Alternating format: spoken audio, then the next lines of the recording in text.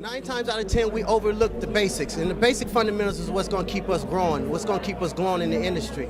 This barber industry has been around for a long time, and we've been respected for a long time. Now the industry is going down. So since the industry is going down, my job is to help bring it back up.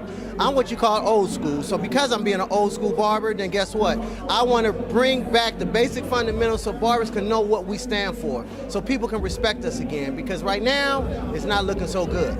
And I'm traveling all over, not just the United States, but the world, doing the same thing, is trying to educate, motivate, inspire, and enlighten, and empower the people out there so they know what their worth is. Because if you don't know your worth, you don't know your growth. If you don't know your growth, you don't know where you're going. And see, my job is to help you get it going and help you get it growing so you can go to the next level. The next level is at wherever that is. I don't know where you want to be, but I know where I want you to be. And if you're a barber, I want you to become a master barber. You become a master barber, I want you to be a person of the community. A master barber helps the community. A master barber understands the community. A master barber is also a person who, number one, he listens to the community.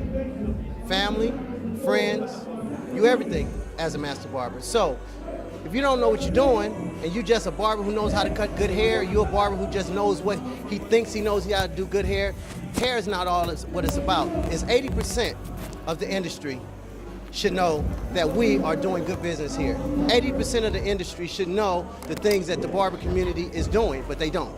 So what I'm saying as DL the Master Barber, all I'm saying is customer service is key. 80% of your business is customer service, 20% is service itself. That's all I got to say on the freestyle. Now I'm gonna take this interview. All right. That's a great segue. How's it going, guys? This is Blake with BarberTime Media Network. I'm here with DL the Barber. So DL, you're from California? Pasadena, California. Pasadena, California. What got you by way of Ohio. Ohio. What got you into barbering? California? Believe it or not, what got me into barbering, my mother was a barber. My grandfather, sharecropper / barber. My uncle was a barber. It was in my genes. I didn't want to be a barber, but it just so happened to fall into my lap, and once it fell into my lap, I ran with it. Nice. So, and was that at Ohio or California? That was in Cali, all in Cali. My mom brought us here early. What brought me, it was me and my mom.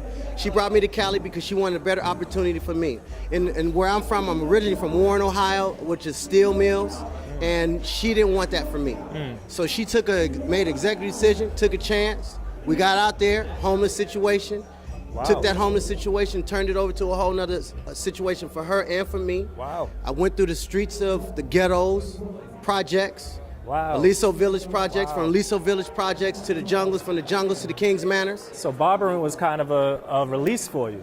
It wasn't a fact of a release, because my mom worked really hard to make sure that even though we lived in the ghetto, I was not of the ghetto. The ghetto was a mentality. And so I learned that a long time ago. Right. You didn't have to be that. Although we lived in the projects, our house didn't have no roaches. Although we lived in the projects, our house didn't have that mess over there, because my mom wouldn't let nobody come to the house. Don't bring that energy here.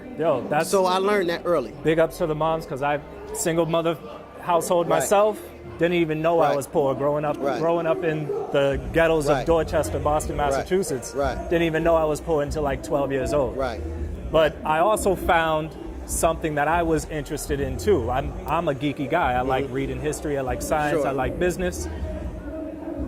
Your release was cuts. How did that start off for you? Funny thing about me doing the haircuts, when I got into barber school, I didn't really know anything about cutting hair, although my mom was a barber, and I spent many days in the barber shop. But the thing is I fell in love with the clippers the day I picked up the clippers. Not the day I picked up the clippers to give to my mom to cut my hair. I fell in love with the clippers when I actually held them in my hand to actually cut my first head. Now, my instructor, he said I had it the day I picked up the clippers. I didn't believe him. I just thought he was talking just to get the money. But he knew something that I didn't know. And one thing I understand is sometimes we have to understand people that are older than us see something in us that we don't see in ourselves. And so I had to learn that very early. I was lucky enough to come out in the era at a great time when hip-hop just came out. So, you know, for me, hip-hop was right at the cutting edge of Yo MTV Raps just hitting the scene, and I was working on Hollywood Boulevard, right next to where the Chinese Theater is, a block away, and now what you know is the Chinese Theater and the Kodak Theater. I was a block from there. So every hip-hop artist who signed a record deal had to come past my shop when they were finished signing that contract. How'd you end up getting introduced to them? Because I know you cut some of these guys' heads. I was in barber school, and it's about your network and it's about your relationships. I built a relationship with one guy. This guy name is Chiba. Chiba knew everybody in the industry, but he was just telling people, yo, if you ever come to LA, go check out this kid at this barber school. And he started letting people know, but they happened to run into me even with Chiba, without Chiba, because they see me cutting in the window. And that was, I started cutting like when Big Daddy first came down here, I cut the dancers, then I go to the hotel, then do them. Then Rob Bass come, I end up doing Rob Bass. I see these guys on TV, but I'm young, they're young. We're children basically having a good time. Wow. Running into Tupac because of Chiba, hooked up with Pac, we became friends. Next thing you know, here come the movie Juice. Wow. These things just happen. Hooking up with Big, another relationship. It just happened. Who would ever thought I'd be doing the two biggest names in the industry? Who would ever thought that would happen? But it did happen. But that's God. God did that. You know what I mean? And I was passionate about what I did. I lived, eat, and sleep hair, period. Now I don't live, eat, and sleep hair. I'm living, eat, and sleep customer service. I'm trying to bring back customer service to this industry. I'm traveling around, not only spending my own money, but I'm taking all of my time to make sure that these barbers understand the real power that they have. Barbers are racing to the bottom. They are not trying to get to the top. They're racing to the bottom. I want barbers to get themselves in a whole nother mindset and a whole nother mind frame. This is not a fad. This is not something that we dress. People think that this is called, skinny jeans or skinny. This is a skinny suit. Right. I had to slide into this, but this was the Temptations was wearing this. If you turn that camera and make it black and white, it would look like I'm in the '60s. That only thing that separates me is this hair. Right. You understand what I'm saying? Right. This ain't nothing but another fad that came through. But haircuts ain't a fad. Right, that's life. You see what I'm saying? The tapers that we were doing back in the 60s are the same tapers they were doing today. But these young barbers don't know that. These young barbers don't understand that they have to respect their brand. I'm out here trying to get them to respect their brand. What they say on Instagram, that is a bearing and showing who they are and what that barbershop stands for. You don't turn up, and I'm tired of barbers smelling like weed cologne. I want them to stop that. Pull your pants up. Be respectful. Love what you're doing. Have some self-respect for you and the barbers that you're working with, because those are your associates. You are guilty by association. You are guilty by association. I'm so passionate, my heart just bleeds and it cries because I feel like when I was younger, and I know I'm speaking a little fast on this, because I'm just passionate about it. But my thing is this. I never understood why somebody would die for a cause. I never understood that. Never understood why a person would die for a cause.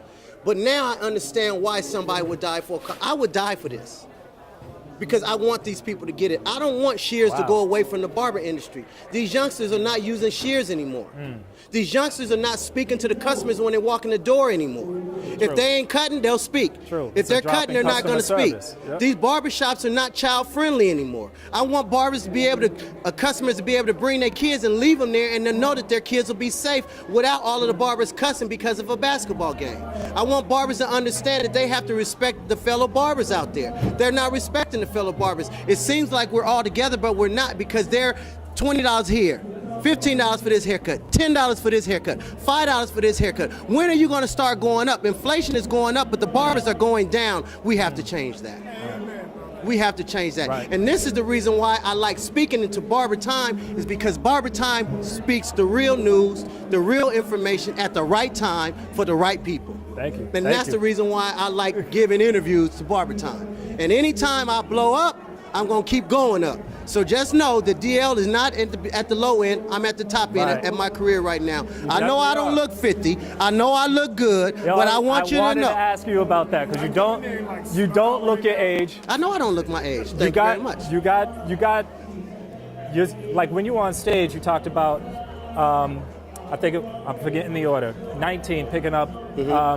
Open up my first shop. Open up the first shop. I think it was 20 when you... 21. 21 when you... Multi-millionaire. 23 was it when you got dead broke? Lifetime of experience right there. And everything that you brought on that stage was just that. Listen, have some self-respect. Have some respect for yourself. Have respect for others.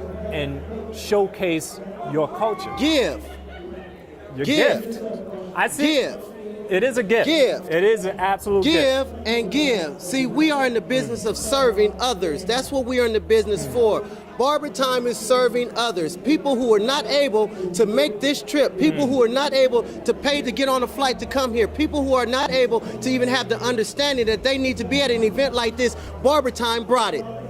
BarberTime is the reason why that I am able to speak to the masses, because it's you guys' venue, your camera, your mics that let me speak louder than just standing here at this at this convention. That's a hard case to close on, but I do have to say it's because of barbers like this that BarberTime wants to be in this type of business. These are the type of barbers that we want to showcase, to have the culture itself get on that next echelon. And I'm going to cut it out and leave with this. If you think education is expensive, try ignorance. Les Brown said it like this: it's better to be prepared for an opportunity and not have one than have an opportunity and not be prepared. It's time for you barbers, I'm calling your name. It's time for you stylists, I'm calling your name, to prepare yourself for the opportunity, because the opportunity is coming. And when that opportunity comes, when that phone rings for you, are you ready for it? Don't sit on that couch and just look. Don't sit on that couch and be a spectator. It's time to get up. It's time to, just because you have your license for 10 years, 15 years, you got to rebrand yourself. Life is moving on with or without you. You can continue to make more money just because you've been a master barber for so long and you don't want to change your ways. You got to change your ways. For you youngsters out there, you got to change your ways. You got to be willing to learn. You have to be willing to learn, and humility is the best secret, best kept secret. You have to be humble. You have to be humble. I'm DL Master Barber. If you want to follow me as DL Master Barber on Instagram, it's dlmasterbarber.com. And I'm telling you, BarberTime is the best media, social media for the barbers out there. Listen, watch BarberTime, because this is what we do, baby. This is the barber industry. This is what we do, and this is how we get down. No doubt. No doubt.